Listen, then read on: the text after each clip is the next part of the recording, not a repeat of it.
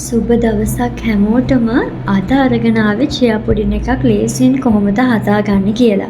බර අඩු කරගන්න වගේම රසම රස බ්‍රෙක්ෆාස්ට් එකක් විදියටත් අපිට මේක ගන්න පුළුවන්. මේ ටික තමයි ඕන කරන්නේ අපිට මේක හදාගන්න. මේක හදන්න අද මම ඕට්ස් තරම් තියෙනවා. ඕට්ස් නැතුව වුණත් අපිට මේක හදාගන්න පුළුවන්. ඕන ප්‍රමාණයට ඕට්ස් එකතු කරලා ඊට පස්සේ මේ එකතු කරගන්නේ චියා සීඩ්ස්. චියා සීඩ්ස් මේස හැඳි දෙකක් මම මෙතනදී දාගන්නවා. ඊට පස්සේ මම මේ එකතු කරන්නේ ෆ්‍රෙෂ් මිල්ක්. මේකට ෆ්‍රෙෂ් මිල්ක් එකතු කරලා ඊට පස්සේ අපි මී පැන් ටිකකුත් එකතු කරලා මේක හොඳට මික්ස් කරලා අපි මොකකින් හරි වහලා මේක දාන්න ඕනේ ෆ්‍රිජ් එකට. ෆ්‍රිජ් එකට දාලා අපි එළි වෙනකන් තියන්න ඕනේ.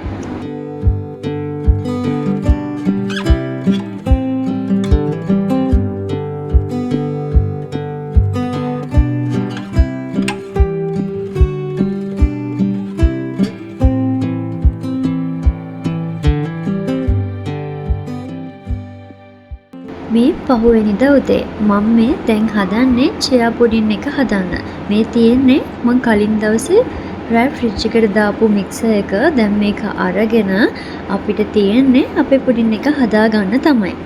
මේ විදිහට තමයි අපිට පේන්නේ පහුවෙනිදා උදේට මේක. අද මේක මං හදන්න රාස්බෙරි ගන්නවා, ස්ට්‍රෝබෙරි ගන්නවා, ඒ වගේම රට ඉඳි, ඒ වගේම කජු, තව ආමන්ඩ් ගන්නවා. අපිට ඕනම දෙයක් දාගන්න පුළුවන්. රස පළතුරු ඕනම දෙයක් මේකට ඔයාලට දාගන්න පුළුවන්.